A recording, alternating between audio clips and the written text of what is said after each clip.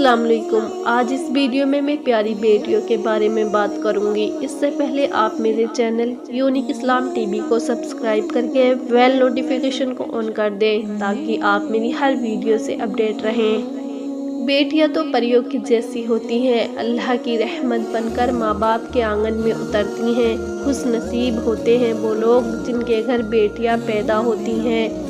बेटियों की चहकार से आंगन को महकाती हैं और रौनक बखसती हैं और फिर परियों की तरह उड़कर चली जाती हैं, किसी और के आंगन को महकाती हैं। परियां भला कब तक किसके साथ रहती हैं, उनको तो एक दिन उड़ना ही होता है ना।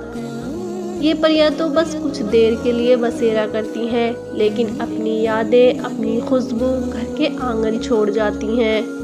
बेटियां चंचल और खुशनुमा होती हैं, ये नाजुक दिल रखने वाली और खामोश सी होती हैं। बेटियां नादान होती हैं, ये बात बात पर रोने लग जाती हैं। बेटियां रहमत से भरपूर अल्लाह की नेमत होती हैं, जो नसीब वाले को ही बख्शी जाती हैं। जब बेटियां मुस्कुराती हैं तो घर गुलजार उठता है, महक उठता है। और जब बेटियां माँ बाप का घर छोड़ जाती हैं तो अजीब सी कैफियत पैदा हो जाती है। अल्लाह से बेटियां बहुत कम लोग मांगते हैं और जो मांगते हैं वो पहले बेटी का अच्छा नसीब मांगते हैं, क्योंकि डर बेटी से नहीं लगता, उसके नसीब से लगता है। अल्लाह अगर माँ बाप को तकदीर लिखने का मौका देता तो वो अपनी बेटी की तकदीर में दुनिया की हर खुशियाँ लिख देते। आप अपनी बेटी को बेटा कहकर भी पुकार सकते हैं, मगर अपने बेटे को कभी बेटी कहकर नहीं पुकार सकते।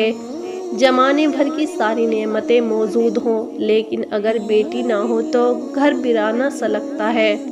बेटियां माँ की परछाई होती हैं। एक माँ के लिए सबसे कीमती खजाना उसकी बेटी है। नबी पाक सल्लल्लाहु अलैहि वसल्लम का फरमान है कि बेटियां रखने वालों से कह दो नौनहालों के बारे में गमगीन और कमदिल ना हो। अल्लाह ने उन्हें पैदा किया है और अल्लाह ही उनको रोज़ी देगा। हुजूर सल्लल्लाहु अलैहि वसल्लम ने फरमाया कि अल्लाह ताला जिससे खुश होता है उसके घर मेहमान भेजता है, और जिससे बहुत ज़्यादा खुश होता है उसके घर अल्लाह बेटी पैदा फरमाता है। औलाद के लिए जो भी चीज़ घर लाओ पहले बेटी को दो।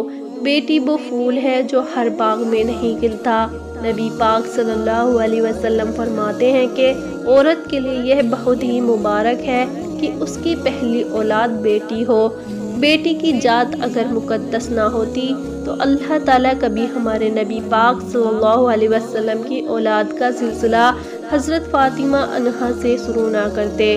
बेटियां अपनी ख्वाहिशें दिल में छुपाकर, सर को झुकाकर अपनी वालिदैन के हर हुक्म को आंखों पर सजा लेती हैं। जिसकी बेटी की शादी किसी अच्छे आदमी से हो जाती है तो उनको बेटा भी मिल जाता है, वरना वो अपनी बेटी को भी खो देते हैं। बेटी जब सब कुछ छोड़कर ससुराल जाती है, फिर जब घर की याद आती है तो वो चुपके से रोती है, किसी से कुछ नहीं कहती।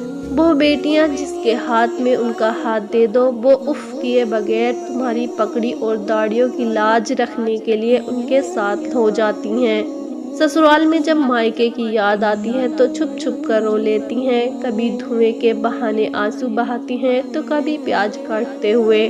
चिड़िया होती हैं बेटियां, मगर पंख नहीं होते। बेटियों के मैके भी होते हैं, ससुराल भी होते हैं, मगर घर नहीं होते।